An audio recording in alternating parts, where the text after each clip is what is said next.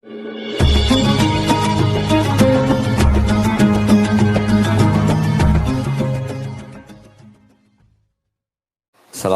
warahmatullahi wabarakatuh. Bismillahirrahmanirrahim.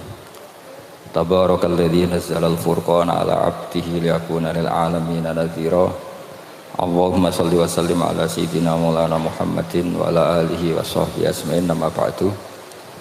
Yang sangat saya hormati semua pengurus wilayah Nahdlatul Ulama Jawa Tengah, wabil khusus Ki Haji Ubaidillah Sodaqah, teman saya juga guru saya, putra guru saya Ki Haji Abdul Ghafur Maimun. Saya mau cerita sedikit tentang sanad. Jadi buyut saya kandung itu namanya itu Hafsah. Jadi buyut saya kandung itu namanya Hafsah. Itu lahir di Damaran. Damaran itu belakang imaman Masjid Kudus. Hanya dari imaman Masjid Kudus. Itu punya bapak namanya Maksum, punya bapak namanya Soleh.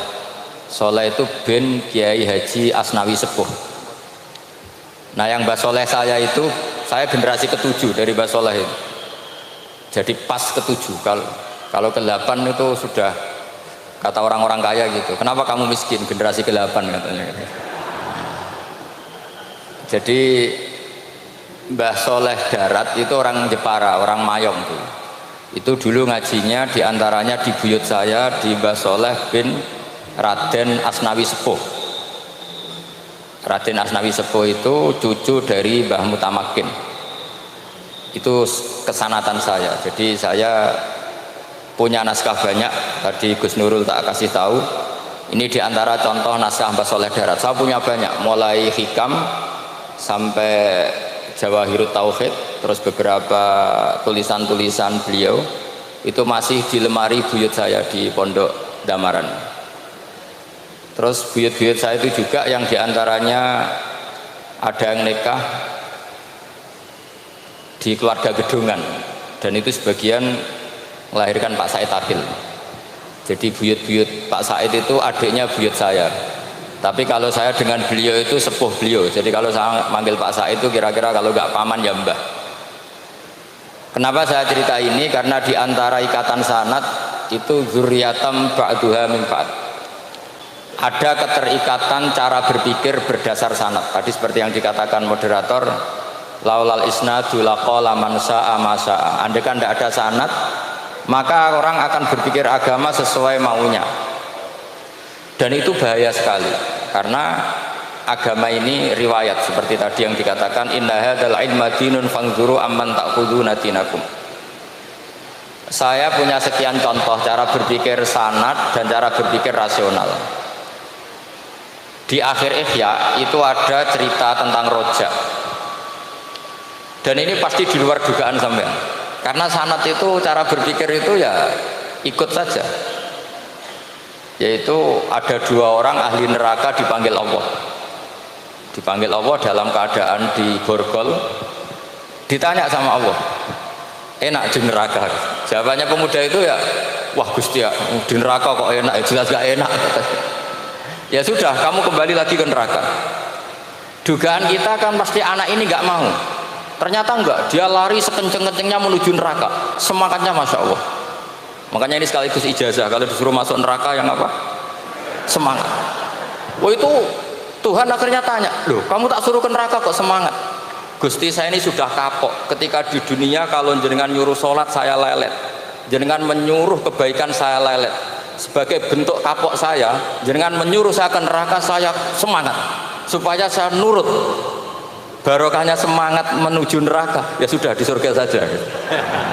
Ya makanya ini nanti kalau kamu disuruh masuk neraka yang apa? Semangat. Karena kita di dunia itu ada di akhir Ihya. Artinya itu kan di luar dugaan kita. Cara berpikir seperti itu di luar dugaan kita. Akhirnya dia jadi ahli jannah. Cerita kedua ya masih di bab yang sama. Yang satu disuruh enak di neraka, ya enggak Gusti, sudah kembali lagi ke neraka. Si orang ini tolak itu. Terus ditanya sama Allah, kenapa tolak? Allah, ketika engkau memanggil kami ke surga, saya tidak pernah ngira kalau akan engkau kembalikan lagi ke neraka. Ya sudah, kamu di surga saya karena khusnudzon sama saya. Ini berarti ada dua sanad. Lucunya sama-sama benar, yang semangat ya benar, yang lelet juga benar. Maka kamu punya dua pilihan. Nanti kalau disuruh masuk neraka, bisa semangat, bisa apa? Lelet. Dan semuanya nanti di surga. Artinya begini, sanad itu apa ya? Enggak yang kita duga. Makanya saya mohon siapapun yang mencintai agama ini harus banyak baca. Jangan nuruti emosi, kemudian emosi itu di atas namakan agama. Di Sahih Muslim itu ada hadis pegangan kan, Sahih Bukhari Muslim. Itu ada cerita seorang sujud sama Allah itu kan banget baiknya, sangat baik. Kemudian yang sujud ini diinjek oleh pemuda yang nakal, diinjek. Ketika diinjek, yang sujud spontan ngomong begini, fa wallahi la yaghfiru Allahu laka, demi Allah, Allah tidak akan maafkan kamu. Di luar dugaan, tentu kalau nggak ada sanad, omongan ini normal karena nginjek orang apa? Sujud. Tapi di luar dugaan, Allah mewahyukan ke Nabi di zaman itu, disuruh bilang sama orang yang sujud itu, Allah ngendikan, manggalladzi yata'alla alayya alla aghfira li fulan faqad ghafartu lahu wa ahbattu amalah. Siapa yang mencatut nama saya bahwa saya tidak bisa memaafkan orang yang nginjek, Allah tersinggung karena namanya dicatut. Saya ini Tuhan, bisa menyiksa dan bisa mengampuni. Kenapa sifat saya jadi satu, hanya menyiksa? Sifat ampunan saya di mana? Itu kalau nggak sanad tidak bisa. Saya ulang lagi, Allah itu apa? Zat yang bisa yaghfiru liman yasha wa yu'adzibu may yasha. Tapi orang yang sujud ini hanya mensifati Allah satu, yaitu Allah pasti menyiksa. Dan Allah tersinggung. Bagaimana mungkin saya Tuhan hanya berstatus bisa menyiksa, tidak bisa mengampuni? Akhirnya orang ini disalahkan, malah yang sujud tadi bilang ke orang itu, sujudnya saya hapus pahalanya, dan yang nginjek saya hapus dosanya. Tapi ya bukan berarti terus kamu boleh nginjek orang sujud. Artinya gini loh, saya hanya memperkuat moderator tadi, berpikir agama itu berdasar sanad. Kalau nuruti emosi pasti kita akan setuju Allah tidak ngampuni yang menginjak. Tapi berdasar sanad, berapa orang yang dulu melukai Nabi, bahkan punya niat membunuh Nabi, akhirnya ditobati oleh Allah Subhanahu wa Ta'ala. Siapa yang nggak tahu cerita Suraqah, orang yang niatnya membunuh Nabi, ditobati Allah. Siapa yang nggak tahu cerita Khalid bin Walid, orang yang punya konsep untuk mengalahkan Nabi di perang Uhud, juga akhirnya masuk Islam dan diampuni Allah. Banyak lagi tokoh kafir yang dulu musuhi Nabi, akhirnya ditobati oleh Allah. Sehingga ketika Nabi sangat marah ya dengan mereka yang kafir, malah ada ayat turun, laisa laka minal amri syai'un aw yatuba alaihim aw yu'adzibahum, bahwa wilayah mengampuni dan memaafkan itu wilayah Allah. Tentu kita secara syariat akan mengatakan yang nginjak itu salah, pasti itu. Kalau yang nginjak itu pasti salah, yang kafir pasti salah. Tapi jangan katakan kalau Allah tidak bisa menobati mereka. Lagi-lagi yang bisa mengertikan itu apa? Sanad. Kita ngaji di bab itu bahwa ada orang diinjak, ternyata Allah ketika yang sujud mengatakan wallahi la yaghfiru Allahu laka, demi Allah, Allah kamu. Loh, mensifati Allah dengan satu sifat la yaghfiru itu Allah tersinggung karena Allah bisa yaghfir. Makanya ini penting sekali saya utarakan supaya kita ini bicara itu sesuai sanad. Karena andaikan tidak sanad, agama ini di logika, kemudian logika orang itu berbeda-beda. Maka kayak apa kacaunya agama ini? Terus yang ketiga, saya beri sekian contoh. Ini saya bawa kitab hikam yang diterjemah oleh Mbah Soleh Darat. Saya dulu pernah ngaji hikam sama Abahnya Gus Zofur. Cara berpikir Abul Hasan Asyadzili misalnya. Umumnya orang itu kan kalau amal itu ingin diterima ya. Kalau sujud ingin diterima Allah, kalau sholat ingin diterima Allah. Dan kalau sangat ingin itu biasanya terus berlebihan. Saking berlebihannya terus nangis minta amalnya diterima gitu. Tapi efek negatifnya gini, Jangan-jangan nggak diterima. Lalu kalau nggak diterima gunanya apa? Nah, ini buruk sekali kalau mulai tanya sujud saya jangan-jangan nggak diterima. Kalau nggak diterima gunanya apa? Itu menurut Abul Hasan Asyadzili itu pertanyaan dari setan. Bagaimana mungkin kita pernah menyesal atau menyesali sujud yang pernah kita lakukan untuk Allah Subhanahu wa taala. Wong dadi kawulane Allah, wis dikai bumi, dikai oksigen, dikai rezeki, tahu sujud, bareng dikasih tahu Jibril, sujud kamu gak diterima. Wah, getun aku sujud be Allah. Masa sujud sama Allah getun. Maka kata Abul Hasan Asyadzili begini. Kafa bika jazaan an radiyaka laka ahlan. Cukup sebagai balasan dari Allah yang luar biasa, kamu ditakdir sujud. Woi, keren. Coba kalau kamu nanti ketemu Allah, ada orang yang sama sekali di bumi gak pernah sujud. Lalu kamu ketemu Allah sujud berkali-kali, kemudian dapat kabar kalau sujud kamu gak diterima. Pantas mana kira-kira? Pantas yang pernah sujud apa pantas yang gak pernah sujud? Pantas yang pernah sujud. Sehingga pikirannya Abul Hasan Asyadzili, sudahlah kamu bahagia saja karena kamu ditakdir pernah sujud. Itu satu anugerah Allah yang luar biasa. Kamu gak perlu terganggu diterima apa gak diterima. Karena kalau kamu terganggu itu nanti lama-lama mengatakan apa gunanya sujud kalau tidak diterima. Dan itu setan menang kalau sudah ada pertanyaan apa gunanya sujud. Disebut min syarril waswasil khannas. Kata Abul Hasan Asyadzili, waswas di sini adalah setan ngeridu kamu supaya kamu ngeset semua ibadah kamu, jangan-jangan kamu nggak diterima. Kemudian kamu menyesali semua ibadah yang pernah kamu lakukan. Betapa buruknya kita. Wong ngamal apik kok disesali. Makanya saya ini sebagai kiai itu termasuk kiai yang paling sukses saya. Betul. Karena perasaan saya itu sudah sukses dulu sebelum nyata sukses apa enggak penting. Saya sering motivasi santri yang ngapalkan Quran 10 tahun tidak hafal-hafal. Nanti kalau ketemu Allah tetap keren. Pernah ngapalkan kitab saya? Pernah Gusti. Hafal? Tidak. Tapi kan keren, pernah menghafalkan. Daripada sampai ditanya, pernah ngapalkan Quran? Tidak. Kok hafal lagu dangdut? Nah itu pusing sama jawabnya. Tapi kalau santri saya, pernah ngapalkan? Pernah Gusti. Di mana di Gus? Hafal? Enggak. Pede saja? Enggak. Tapi saya mencintai kitab engkau dan bukti cinta saya tak hafalkan. Cuma nasib tidak memihak saya Gusti, kan masih lumayan itu. Daripada ditanya pernah ngapalkan Quran? Tidak Gusti. Jebule apal lagu dangdut, yang ibu-ibu apal harga cabai naik turunnya harga berambang. Ini harga sembako hafal, tapi kalau Quran tidak hafal. Nah, pikiran-pikiran kayak Abul Hasan Asyadzili itu harus kita kembangkan. Makanya saya suka sekali ketika Mbah Mun yang sekarang diteruskan Gus Wafi meresmikan Thariqah Syadziliyah.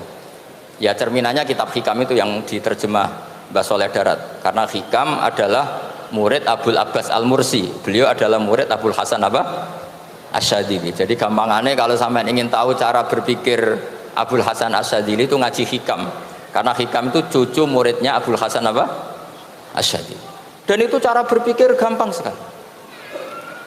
Misalnya hubungan dengan Allah.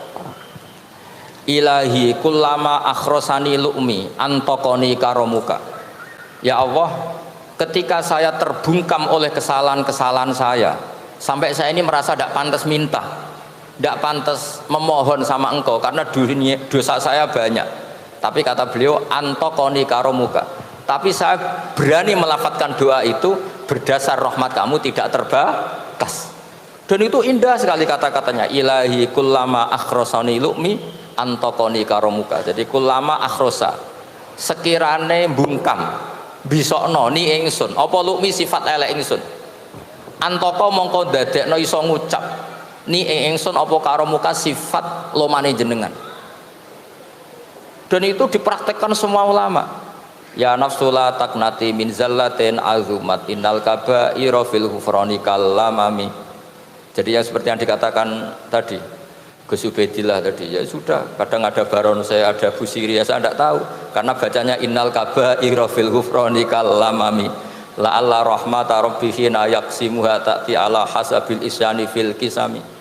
Itu ada orang terlalu fanatik kebaikan datang ke Abul Hasan Asyadzili gerutu karena dunia ini sudah kacau balau, banyak maksiat, banyak macam-macam. Apa jawabnya Abul Hasan Asyadzili? Man ahabba alla yusawahu fi ardi faqad ahabba alla tadhara maghfiratuh. Jadi malah dibalik. Kalau kamu ingin dunia ini steril, nggak ada apa-apa, berarti kamu tidak suka akan kelihatan maghfirahnya Allah. Jadi sanad-sanad seperti ini harus kita jaga. Meskipun tidak kita manfaatkan kepentingan hadzun nafsi, tapi kita harus kita jaga. Jika kita jadi orang itu tidak terlalu sepaneng dengan pikiran kita bahwa maksiat itu pasti mendatangkan azab. Kok kamu katakan pasti, itu buktinya apa? Maksiat itu salah, kalau salah harus istighfar. Maksiat itu salah, tapi Allah bisa saja mentobati yang maksiat kemudian jadi orang baik, karena Allah tetap guru lima yasa wa yu'adzibu mayasa. Kok kamu katakan pasti-pasti, itu sanadnya dari mana? Jadi ini pentingnya sanad ya. Jadi kita harus terus menjaga sanad ini supaya cara berpikir agama sesuai garis yang pernah ditulis oleh para ulama, yang semua itu musalsal ila Rasulillah sallallahu alaihi wasallam. Terus ini mumpung ini di depan Gus Zofur, juga ini pernah tak baca di depan putra-putra beliau, di depan anak-anak. Ini nanti saya hadiahkan ke PWNU Jawa Tengah. Saya nulis kitab ini sebagai bentuk pengakuan, ikrar saya bahwa apa yang dilakukan Syekhina Kiai Haji Maimun Zubair semuanya itu berdasar khazanah-khazanah yang ada dalam kitab-kitab Al-Kutubil Mu'tamadah. Di antaranya ini, kitab Khilyatul Aulia. Kitab Khilyatul Aulia itu kitab kesayangan Imam Ghazali. Sampean kalau baca Ihya juz 4, itu beliau memberi saran ke kita, wa alaika bimudawamati mutolaati kitabi Khilyatil Aulia wa tabaqatil asfiya. Karena Imam Ghazali fi manaqibil akhyar itu nginduk kitab Khilyatul Aulia, karangannya Abu Nu'aim Al-Asfihani. Kalau di tasawuf beliau nginduk kitab namanya Qutil Qulub, karangannya Abu Thalib Al-Makti. Kalau di fikih tentu beliau nginduk gurunya sendiri Imamul Haromen, yaitu Nihayatul Matlab fi Dirayatil Madhab. Ini saya beri contoh kenapa Mbah Mun, Kiai Ubaidillah, semua tokoh-tokoh NU cara perilaku itu santai, rileks tapi terarah. Ini saya beri contoh. Ini riwayat dari Sufyan bin Uyainah, termasuk gurunya Imam Syafi'i. Ini halaman Amit kesana tinggi Pak Kiai. Tak kasih. Yang pengurusan masa topik. Halaman 24. Ya, ini di halaman 24 saya terangkan An Sufyan bin Uyainah kana Isa wa Yahya alaihi wassalam ya'tiyanil qaryata fayas'alu Isa an syirari ahliha wa yas'alu Yahya an khiyari ahliha faqala lahu Yahya lima tanzilu ala syirarin nas qala innama ana tabibun udawil mardo. Ini di juz 7 halaman 323. Jadi mulai dulu ulama itu ada yang fokus ngelola orang-orang soleh, tapi ada juga yang mendokteri orang-orang yang macam-macam. Nabi Isa itu kalau di satu daerah tanya, di sini yang orang nakal-nakal di mana? Oh di situ. Terus beliau ke situ. Ditanya Nabi Yahya, kenapa ke situ? Saya ini nabi. Nabi itu biman zilatit tobib. Saya ini ibarat dokter. Tentu dokter itu yang menyembuhkan orang-orang yang sakit. Sehingga kiai-kiai kita itu ya kancanan orang soleh ya mau, bina orang fasik ya mau. Lah yang nggak boleh itu yang potensi katut fasik, itu nggak boleh itu. Jadi apa ya, supaya kita itu melihat sesuatu itu tidak seudon, kiai kok berteman orang fasik. Saya berkali-kali bilang berteman orang fasik itu haram. Tapi kalau dibalik pertanyaannya, membina orang fasik hukumnya gimana? Baik, bisa membina kalau berteman. Ya sudah dibolak-balik gitu. Tapi kalau dibalik berteman orang fasik menjadi fasik, ya jangan berteman kalau buatnya masih seperti itu. Ya terus saya teruskan ya. Sayyidina Umar itu terkenal orang yang sangat keras. Sayyidina Abu Bakar terkenal orang yang layyinal janib, orang yang sangat santun, sangat sopan. Tapi anehnya ketika Abu Bakar mau wafat, itu khilafah atau khalifah itu diwasiatkan supaya yang mimpin itu Umar. Padahal orangnya sangat keras. Tapi yang jarang diketahui publik adalah ngiranya Umar keras itu wataknya. Ternyata enggak. Di sini diterangkan Umar wataknya itu sebetulnya bisa memilih keras atau halus. Ini saya baca ya di halaman 25. Beliau ditanya oleh Abdurrahman bin Auf. Terus beliau menjawab, ya Abdurrahman, wallahi laqad lintu linnasi hatta khasyitu wa fil lain. Tsumma staddattu alaihim hatta khasyitu wa fi siddah. Fa ainal makhraj. Terus di sini saya terjemah, saya saat lunak juga takut sebab lunak bisa dianggap pembiaran, tapi saya juga takut Allah saat keras sebab keras jangan-jangan termasuk tanfir, orang lari dari kebenaran. Ya, sampean punya anak, putri atau punya ponakan pacaran gitu.